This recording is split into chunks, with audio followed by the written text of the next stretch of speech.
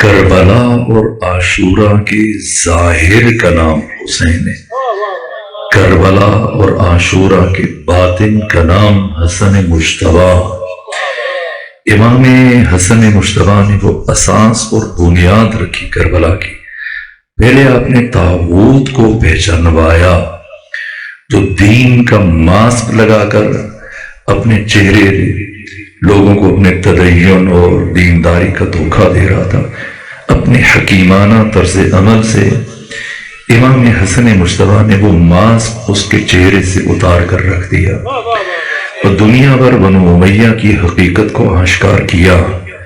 اور چونکہ آپ نے یہ کام کیا تو امام حسین نے پھر اگلا مرحلہ طے کیا، اور امام حسین اپنے حصے کا کام کرنے کے بعد جب آپ کی شہادت ہوتی ہے، جس نقطے پر امام حسین کی شہادت ہوئی اسی نقطے سے امام علی زین العابدین نے اپنی امامت کا آغاز کیا، اور 35 سالوں میں تلوار اٹھائے بغیر بنو امیہ کی مضبوط ترین حکومت کو اندرونی اعتبار سے کھوکھلا کر کے رکھ دیا۔ یعنی انسان سوچتا ہے کہ اتنی مضبوط حکومت، اگر میں وقت نہیں کہ میں بنو امیہ کی حکومت کی کچھ خصوصیات بیان کروں، اتنی مستحکم حکومت کے جو یورپ تک پھیل گئی، اسپانیہ تک پھیل گئی، اندلس، اشبیلیہ، غرناطہ، طلحہ، یہ اسپانیہ، پرتگال، یہ سارا خطہ ہے بنو امیہ کی حکومت کے زیر اثر۔ اتنی وسیع حکومت، اتنی مضبوط حکومت کیسے 100 سال پورے نہ کر سکی؟ کس کا جہاد اس حکومت کی نابودی کا سبب بنا؟ اس ہستی کا نام علی زین العابدین ہے۔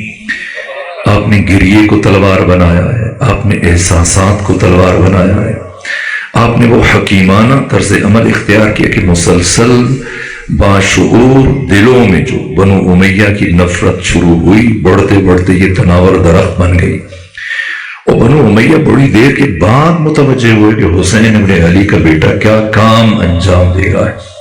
ورنہ ایک شخص جو گریے میں مصروف ہے، نماز میں مصروف ہے، دعا و مناجات میں مصروف ہے، حج و عبادات میں مصروف ہے، اگر اس کا حکومت سے کوئی تعرض نہیں ہے، کوئی حکومت سے تصادم نہیں ہے، کوئی حکومت سے تضاد اور ٹکراؤ نہیں ہے، تو پھر حکومت کو کیا مشکل ہے۔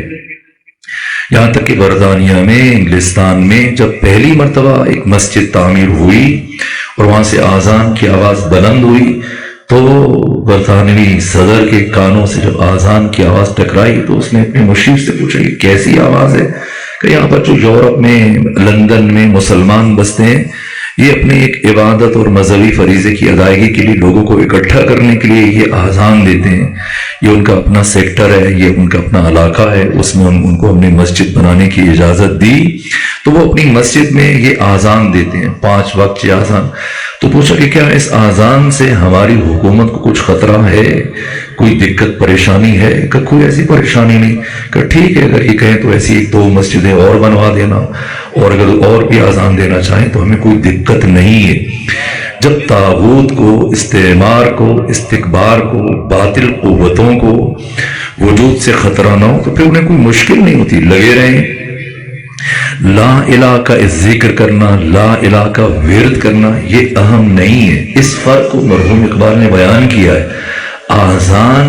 ایک آذان مولانا کی زبان سے ادا ہوتی ہے، ایک آذان مجاہد کی زبان سے ادا ہوتی ہے۔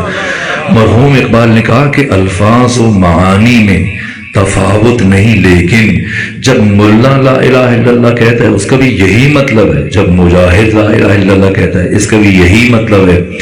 ملا کی آذان بھی وہی ہے، مجاہد کی بھی آذان وہی ہے، نہ الفاظ میں فرق ہے، نہ معانی، مفاہیم، مطالب میں فرق ہے۔ لیکن کیا بیان کیا مرحوم اقبال نے؟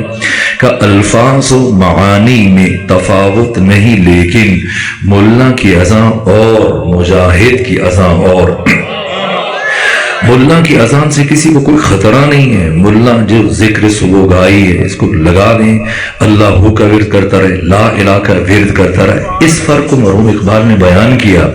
یہ اشعار شاید میں نے پہلے بھی آپ کی خدمت میں عرض کی، مرحوم اقبال کے بہت وزنی اشعار ہیں کربلا کے تعارف میں، کیا کہا؟ اب ملا بھی صبح و شام، دن رات، شام و سحر، صبح و مسا، لیل و نہار، پھر ہم مسلسل اللہ کا ذکر کرتا ہے، لا الہ کی تسبیح پڑھتا ہے، لا الہ الا اللہ کے ورد اور ذکر میں مصروف رہتا ہے. لیکن کربلا میں حسین ابن علی نے یہ کام کیا. لیکن قیامت تک، قیامت سے پہلے جو بھی لا الہ الا اللہ کہا جائے گا، لکھا جائے گا اس میں، اور لا الہ الا اللہ جو حسین نے لکھا اور جو حسین نے کہا اس میں ببین تفاوت راس کجا استب کجا بود المشرقین ہے، زمین آسمان کا فرق ہے.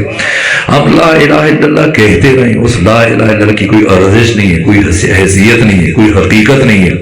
لیکن مرحوم اقبال نے جب کربلا کو بیان کرنا شروع کیا، عاشورہ سے متعلق قلم اٹھایا، تو ان لفظوں کے ساتھ کہا حسین نے کیا کیا؟ کہ نقش الا اللہ بر صحرا نوشت. حسین ابن علی نے کیا کیا کربلا میں آ کے؟ کہا کہ نقش الا اللہ بر صحرا نوشت. حسین نے آ کر کربلا کے ریگستان میں، کربلا کے صحرا میں اس ریت کے اوپر لا الہ الا اللہ لکھا. یعنی حسین نے یہ سفر کیوں کیا؟ مدینہ کیوں چھوڑا؟ مکہ سے ہوتے ہوئے کربلا کیوں آئے؟ اقبال کہتے ہیں حسین آئے تاکہ اس ریگستان پر، صحرا پر لا الہ الا اللہ لکھ کے چلے جائیں. اقبال صحرا کا لکھا تو مٹ جاتا ہے، اگر آپ ریت کے اوپر لکھیں ایک ہوا چلے گی فوراً سے وہ نقش مٹ جائیں گے، ختم ہو جائیں گے.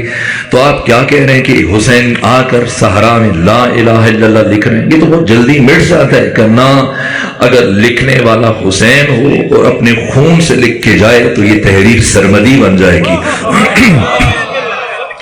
یہ تحریر آفاقی بن جائے گی، یہ تحریر لازوال ہو جائے گی. نقش الا اللہ بر صحرا نوشت. اور یہ کوئی تعویذ نہیں ہے، نہ کوئی ورد ہے، نہ کوئی وظیفہ ہے، نہ کوئی مشق ہے، نہ یہ ثواب کے حصول کا ذریعہ ہے. جو لا الہ الا اللہ حسین نے لکھا، یہ کیا ہے؟ یہ بشریت کی نجات کا منشور ہے، یہ بشریت کی، انسانیت کی نجات اور سعادت کا سرنامہ ہے.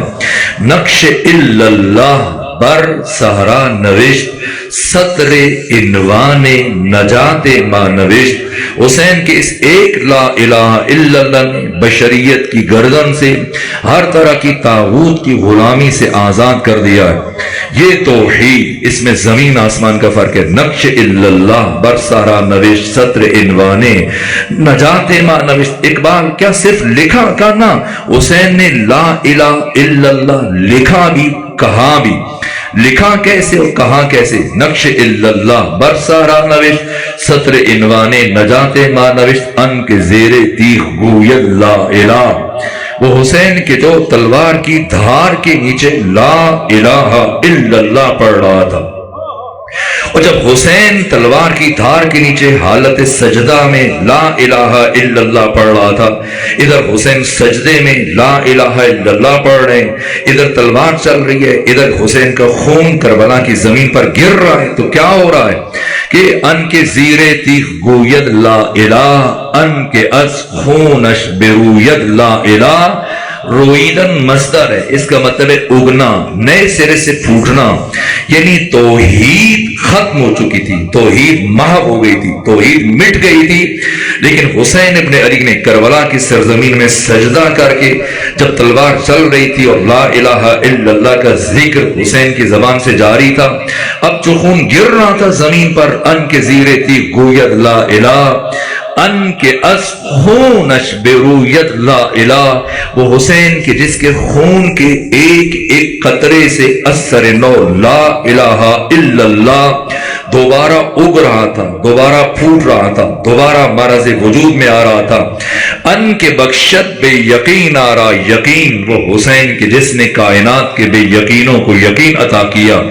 ان کے لرزت السجود او زمین، یہ اقبال کہہ رہے ہیں، وہ حسین کے جس کے سجدوں سے کربلا کی سرزمین پر زلزلے آ رہے تھے.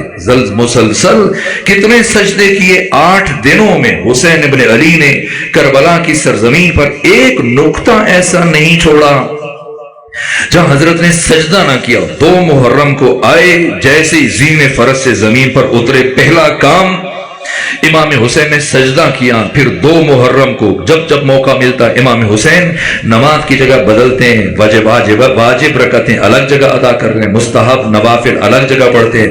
نماز تہجد شب رات میں 1000 رکعت نماز پڑھنے والے حسین ہر مقام میں. یہ عجیب حکمت ہے. آپ دا کی تاریخیں دیکھیے, سیرت کی کتابیں دیکھیے, مقتل کی کتابیں. امام حسین جو ہر رات 1000 رکعت نماز ادا کرتے تھے, اگر 2 رکعت جہاں ادا کی, اگلی 2 رکعتیں پھر دوسرے مقام پر ادا کی, پھر اگلی 2 رکعتیں تیسرے مقام پر ادا کی. اسی طرح سے 8 دنوں میں کربلا میں مسلسل مختلف مقامات پر نماز پڑھی جا رہی ہے, سجدہ کیا جا رہا ہے. یہاں تک کہ روز عاشور, شب عاشور بھی آپ کا معمول تھا. جناب نافع بن ہلال رات کی تاریکی میں امام حسین اکیلے مقتل کی طرف آ گئے میدان کربلا میں, اور نافع بن ہلال پیچھے پیچھے کہ امام اکیلے آئے آپ کی حفاظت کے مد نظر کہ کہیں کوئی دشمن تاریکی کا فائدہ اٹھا کر سناٹے میں ایسے نہ کہ آپ پر تیر چلا دے. اس لیے حفاظت کے نقطہ نظر سے نافع بن ہلال تھوڑا سا فاصلہ رکھ کے امام کے پیچھے پیچھے, اور امام مختلف مقامات پر کہیں سے پتھر اٹھاتے ہیں, کہیں سے کنکر اٹھاتے ہیں, کہیں سے کانٹا اٹھاتے ہیں, اس طرح سے جگہ کو مسطح کرتے ہیں, پھر اور آگے بڑھ جاتے ہیں, یہاں تک کہ کہیں کھڑے ہو کر نماز پڑھتے ہیں, کہیں حضرت سجدہ کر رہے ہیں. یہاں جب حضرت واپس پلٹنے لگے تو نافع بن ہلال نے عرض کیا, فرزند رسول میں بہت دیر سے آپ کا تعاقب کر رہا ہوں, میں برابر دیکھ رہا ہوں کہ آپ جگہ بدل بدل کر نماز پڑھ رہے ہیں, سجدہ کر رہے ہیں, کانٹے چن رہے ہیں, آپ پتھر چن رہے ہیں, کنکر چن رہے ہیں, اس کی وجہ کیا ہے؟ تو حضرت نے فرمایا, اے نافع بن ہلال, یہاں پر میرے علی اکبر نے گرنا, یہاں کل میرا عباس شہید ہوگا, یہاں حبیب گریں گے, یہاں مسلم ابن اوسجہ گریں گے, یہاں عبد الرحمن بن عبد الرب گریں گے, یہاں پر برے بن خزیر حمدانی گریں گے. ایک ایک صحابی کی گرنے کا مقام, اور وہاں جہاں کنکر اٹھا رہے ہیں, پتھر ہٹا رہے ہیں, کانٹے ہٹا رہے ہیں, سجدہ کر رہے ہیں. 8 دنوں میں مسلسل سجدے کیے. شب عاشور برابر سجدے کرتے رہے. روز عاشور جیسے ہی آپ کو آواز دی جاتی ہے, کوئی صحابی, کوئی ساتھی, بیٹا, بھتیجا, بھائی سلام کرتا ہے, نصرت کے لیے بلاتا ہے, حسین گھوڑے کو ایڑ لگاتے ہیں, سوار ہونے سے پہلے سجدہ کرتے ہیں, پھر جب پہنچتے ہیں لاش بعد میں اٹھاتے ہیں, پہلے سجدہ کرتے ہیں. روز عاشور میدان کربلا میں قدم قدم پر سجدے کر رہے ہیں 8 دنوں میں. کیوں اتنے سجدے بیان کیے, اتنے سجدے کیے امام حسین نے 8 دنوں میں مسلسل کربلا کی سرزمین پر, یہاں تک کہ استاد آیت اللہ جوادی عاملی ان سجدوں کے کثرت کا سبب اور حکمت بیان کرتے ہوئے کہتے ہیں, کیوں اتنے سجدے بیان کیے, کہ اس لیے کہ حسین ابن علی سرزمین کربلا میں کعبہ عشق تعمیر کر رہے ہیں. اب سمجھے جن لوگوں نے دقت سے کربلا کو پڑھا, کربلا کا مطالعہ کیا, گھٹنے ٹیک دیے, برے صغیر پاک و ہند میں جس شخصیت نے کربلا کا دقت سے مطالعہ کیا, اس شخصیت کا نام مرحوم ڈاکٹر اقبال ہے. اس لیے کہ جب کربلا کو پڑھا تو مرحوم اقبال نے یہ شعر لکھا کہ بیاں سر شہادت کی اگر تفسیر ہو جائے, یا عیاں سر شہادت کی اگر تفسیر ہو جائے, مسلمانوں کا قبلہ روضہ شبیر ہو جائے.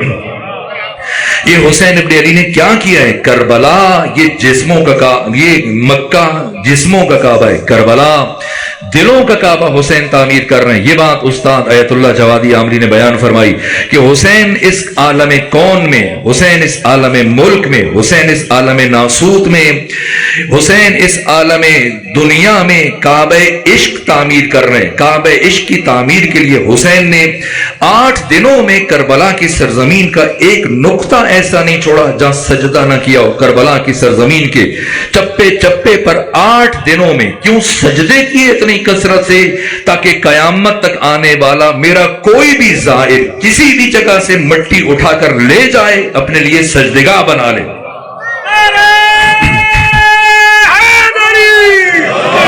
یہ حسین ہے. کربلا کو مختلف زاویوں سے دیکھنا چاہیے. کربلا کو مختلف زاویے دید سے انسان جب ملاحظہ کرتا ہے, اس کی جہتوں, اس کے ڈائمنشنز کے, اس کے پہلوؤں کا جب انسان ایک محیر العقول, یہ ایک تاریخ انسانی کا سب سے بڑا پیغام.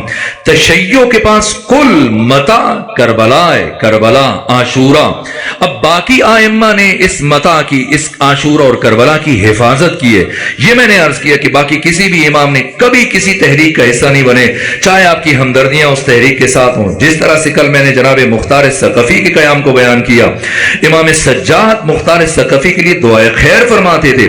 اور مختار ثقفی کی شہادت کے موقع پر امام سجاد امام علی زین العابدین تک جب یہ خبر پہنچی، آپ نے گریہ کیا ہے، اور وہ سوگ 64 ہجری میں جو تمام کیا، سوگ بڑھایا ہے، جب تمام قاتلین کی خبر دے دیے، جب کربلا کے شہیدوں کے سارے قاتلین کی خبر پہنچائی گئی، تب امام نے سجدہ کیا، اور جب عبداللہ بن زیاد کا سر پہنچایا گیا، امام علی زین العابدین جب کوفہ پہنچے تھے 12 محرم کو ایک مرتبہ، تو ایک مرتبہ دیکھا کہ جب امام داخل ہوئے تو اس وقت عبید اللہ ابن زیاد، یہ صبح کا وقت تھا، یہ ناشتہ کر رہا تھا، ادھر ساتھ سر امام حسین پڑا تھا، یہ اپنے ساتھیوں کے ساتھ قہقے لگا رہا تھا، ہنس رہا تھا، ناشتہ کر رہا تھا۔ اسی مقام پر امام سجاد نے دعا کی تھی کہ پروردگار، آج میں پہلی مرتبہ جب اس مقام میں داخل ہو رہا ہوں تو میں نے دیکھا کہ میرے بابا کا کٹا ہوا سر ہے، اور یہ شقی ہنس رہے، قہقے لگا رہے، مذاق اڑا رہے اور ناشتہ کر رہے۔ اس لمحے ہاتھ اٹھا کے دعا کی تھی کہ پروردگار،